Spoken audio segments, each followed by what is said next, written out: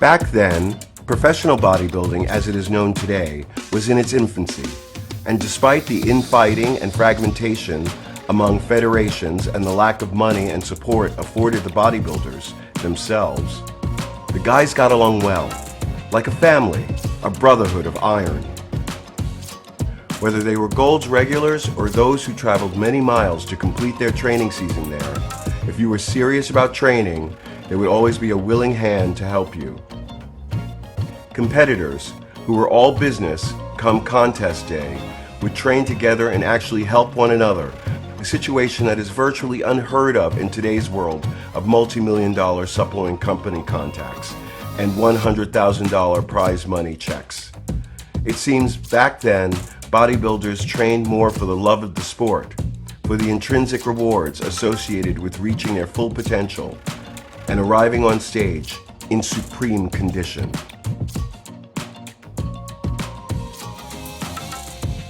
Consequently, bodybuilding contests grew both in number and in size. In the 1970s, bodybuilding had major publicity thanks to the appearance of Arnold Schwarzenegger, Franco Columbu, Ferrigno, Mike Mentzer, and others in the 1977 docudrama Pumping Iron. This period also saw the rise of anabolic steroids in bodybuilding and many other sports. More significant use began in the late 60s and early 1970s and continuing through the 1980s. To combat anabolic steroid use, and in the hopes of becoming a member of the International Olympic Committee, IOC, the IFBB introduced doping tests for both steroids and other banned substances. Although doping tests occurred, the majority of professional bodybuilders still used anabolic steroids for competition.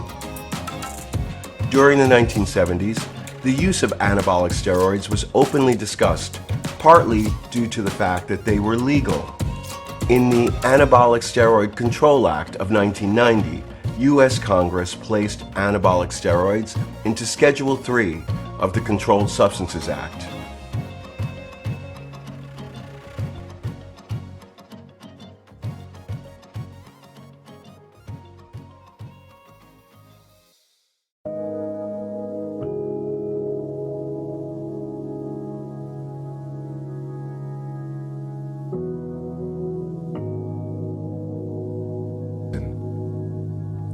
Franco Columbu was famed among fitness and bodybuilding enthusiasts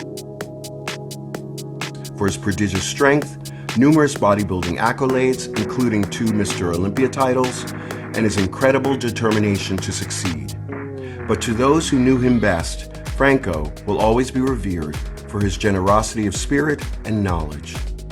Countless people benefited from his remarkable perspective and were inspired by his unwavering perseverance and willingness to face down any physical challenge.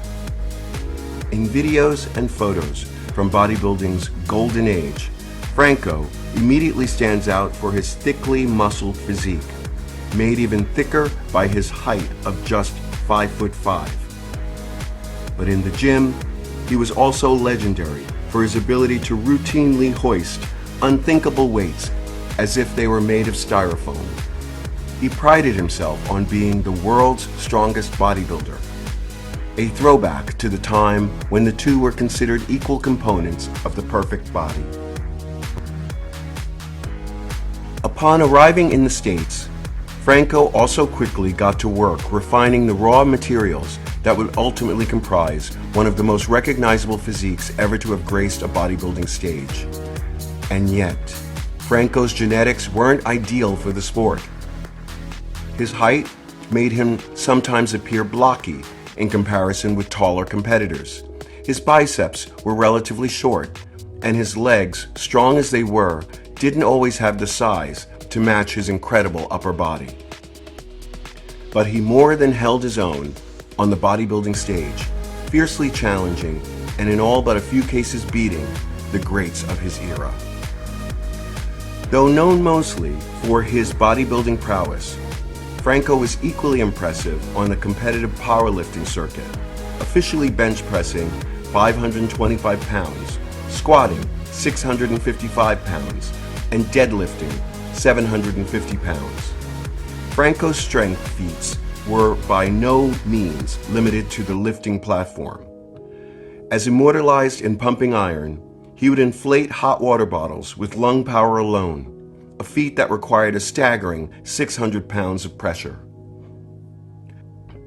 Not satisfied with being a national lifting legend, Franco also contested the World's Strongest Man event in 1977, along a diverse slate of strength legends including Ferrigno, as well as elite athletes from powerlifting, football, and track and field. Less than a year after winning Mr. Olympia, he finished a respectable 5th in the classic strongman competition, even after grotesquely dislocating his left knee while running downhill with an oversized refrigerator on his back, an injury that took 3 years of extensive rehab to recover from. Indeed, considering his amazing strength feats and bodybuilding accomplishments, the truest testament to Franco's will and determination to succeed was perhaps the calm fortitude he displayed following his World's Strongest Man injury. Franco did not let his devastating injury sideline him for long. He continued to do whatever he could in the gym to stay as fit and muscular as possible. When he announced his decision to enter the 1981 Mr. Olympia contest, 3 years after his injury, many thought him delusional. But the mind of a champion will always prevail, and Franco was never known to let a challenge go unanswered. Disregarding the doctors who had told him his bodybuilding career was over and that he might never walk properly again, Franco got to work. In one of the biggest comeback stories in sporting history, Franco made it to the Olympia stage and fought it out against one of the most impressive lineups of all time, including Chris Dickerson and Tom Platz at their competitive peaks. And though he was pushed hard by a formidable field of bodybuilding greats, Franco ultimately won his second Sandow Trophy. Franco's amazing 1981 comeback says more about his will to endure and overcome than any other single achievement in his remarkable career. Whatever the obstacle, he simply never backed down. The challenges he overcame, from unlikely Olympia winner to self-made success story.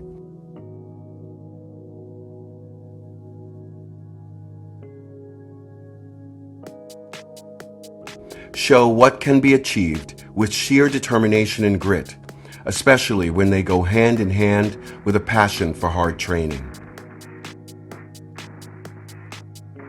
He will forever be remembered for his impact on bodybuilding, as well as the larger strength and fitness culture.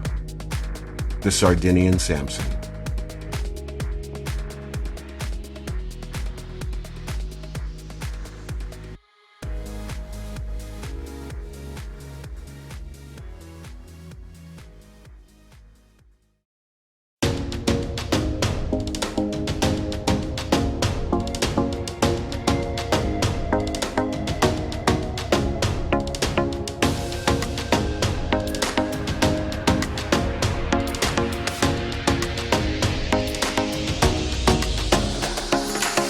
Chris Dickerson was the youngest of a set of triplets born in Montgomery, Alabama on August 25, 1939. His career as a competitive bodybuilder began in 1966 and spanned more than 30 years.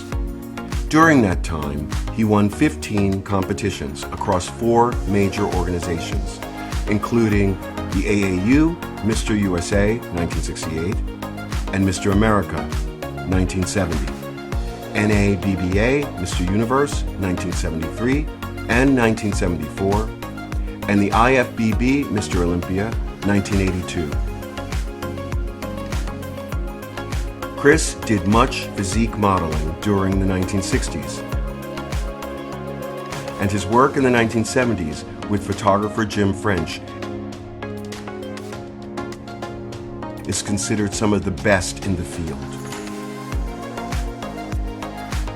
Chris was also an accomplished opera singer, a talented actor and dancer. He was a true operatic tenor and often sang the Star-Spangled Banner at events where he was a guest. Chris was known for both his heavily muscled, symmetrical physique and his skills on the posing dais.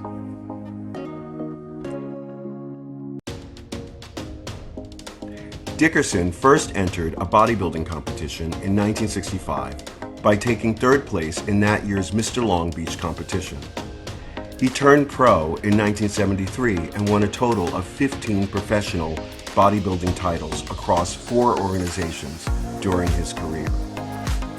He trained for many of the most important competitions in the 1980s with his mentor and former Mr. Universe, Bill Pearl. Dickerson was the first African-American AAU Mr. America, the first openly gay winner of the IFBB Mr. Olympia contest, and one of the only 2 bodybuilders, along with Dexter Jackson, to win titles in both the Mr. Olympia and Masters Olympia competitions.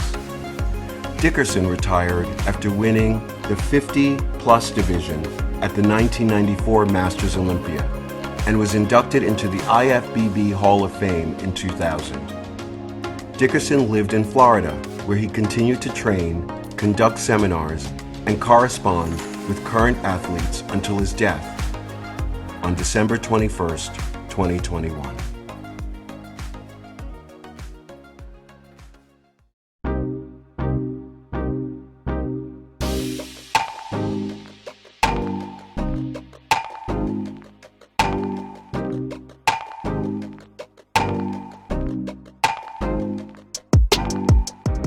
Lou Ferrigno is recognized worldwide as one of the 2 biggest superstars in the history of bodybuilding and fitness, as a man who has redefined the word superhero and served as inspiration to his legions of fans.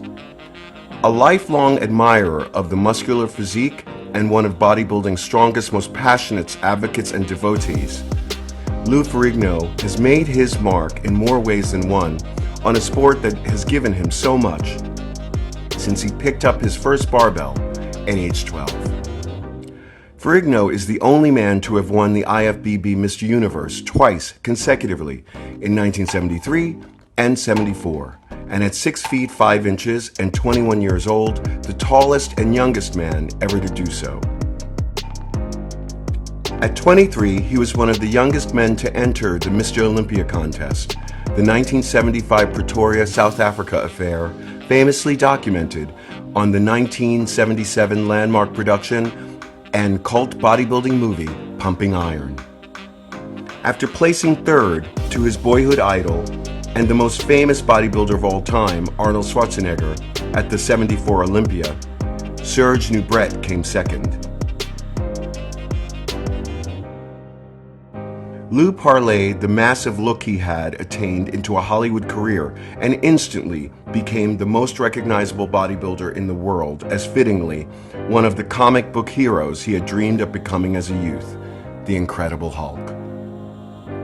And while Arnold went on to claim 7 Olympia titles, Lou became a major screen star, an internationally renowned fitness trainer. The later career blossoming as much from Lou's on-screen notoriety as from the training expertise he had gained during his extensive bodybuilding and fitness career.